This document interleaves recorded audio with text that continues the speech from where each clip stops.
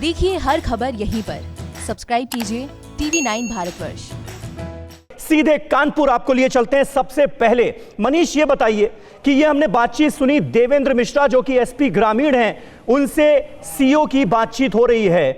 अब सवाल ये उठता है कि ये बातचीत हुई कब और क्या इस मुलाकात में सीओ देवेंद्र मिश्रा जिस बात का जिक्र कर रहे हैं कि एसपी साहब से मीटिंग का जिक्र हुआ इस बातचीत में और यह कहा गया कि भाई 10 मिनट का समय मिल जाएगा तो हम आपसे बातचीत करके सारी बातों का खुलासा कर देंगे, सारी बातें आपके सामने रख देंगे। यह बातचीत हो पाई क्या? क्योंकि हम सब जानते हैं कि 2 जुलाई को दबिश के लिए पुलिस पहुंची, उसके बाद वो पूरा कांड हुआ। यह बातचीत कब की है? देखिए समय ये बातचीत उसी 2 जुलाई को है, उसी रात की है, घटना से पहले की है।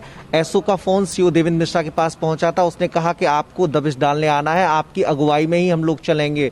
उसके बाद सीओ ने कहा कि मैं आ रहा हूं, तुम तैयारी करो।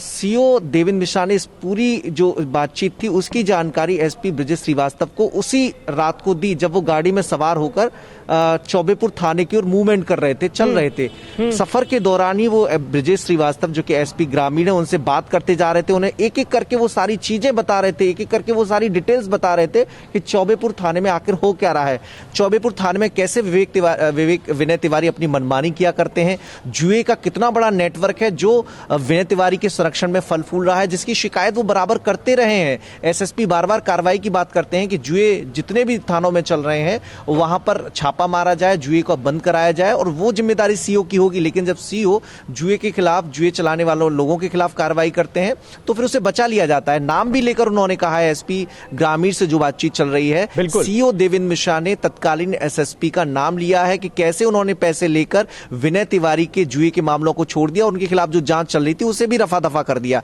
तो पूरी बातचीत बता रही है। और सिर्फ इतना ही नहीं समीर, इस बातचीत में विकास दुबे और विनय तिवारी के बीच जो साठगांठ थी उसका भी जिक्र किया गया है कि वो पैर छूता है। एसओ को, सीओ को अंदेशा था कि कितना बड़ा माफिया वो है, कितना बड़ा दुर्दांत अपराधी है। वो कह रहे थे कि थाने में वो मरवा देगा 2-4 को। तो इससे आप अंदाजा लगा सकते हैं कि सारी जो चीजें हैं वो इशारा कर रही हैं कि ये साजिश पहले से बनाई गई थी, एक जाल बिछाया गया था जिसमें सीओ को फंसाना था और वो फोन करके, विनय तिवारी ने फोन करके और सीओ को बुलाया था। शहीद सीओ के घर पर इस वक्त आप मौजूद हैं और उनके परिवार वाले भी आपके साथ मौजूद हैं, उनसे कुछ बात हो सकती है मनीष? और क्या ये जो साजिशें चल रही थी चौबेपुर थाने में, इसका इल्म परिवार वालों को भी था क्या? देखिए समीर, जो इनके भाई हैं सीओ साहब के, वो कमल कांत जी हमारे साथ हैं।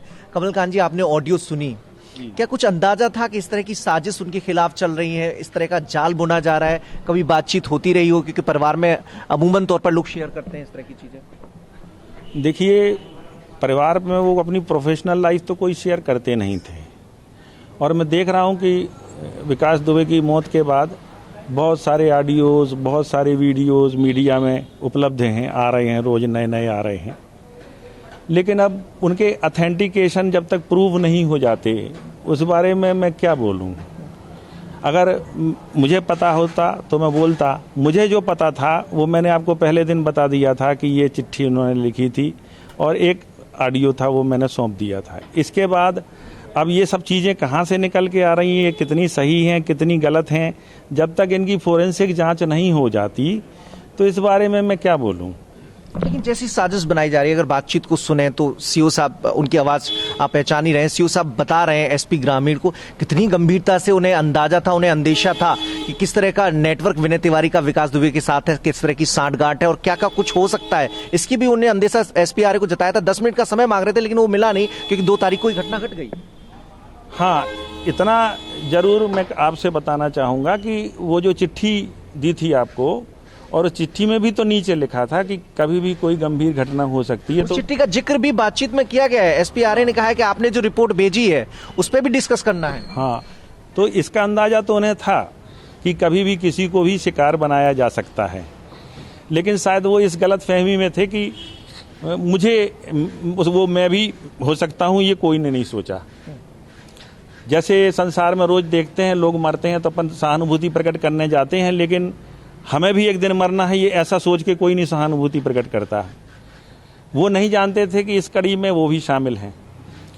तो अभी तो जो बातचीत सुनते हैं उससे देख के यही लगता है कि जी। एक प्रकार से उनको जबरदस्ती उस कार्य को करने के लिए बाध्य किया गया मतलब एक जाल बुना गया, उस साजिश में उन्हें फंसाया गया। और उन्हें बुलाया गया और ये बताया गया कि आपके मार्गदर्शन के बिना ये कार्य नहीं हो पाएगा, और मार्गदर्शक को भीतर करके मार्ग पे चलने वाले पीछे ही खड़े हो गए ताकि जो होना है वो मार्गदर्शक के साथ हो।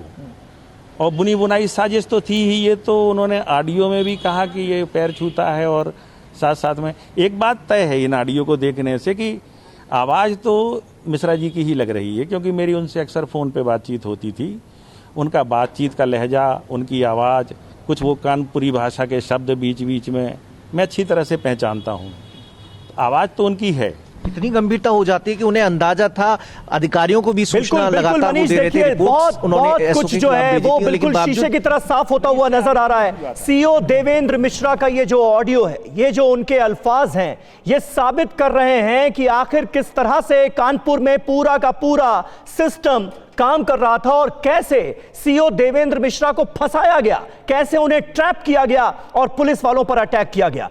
फिक्र आपकी, सोमवार से शुक्रवार रात 9 बजे सिर्फ TV9 भारतवर्ष पर।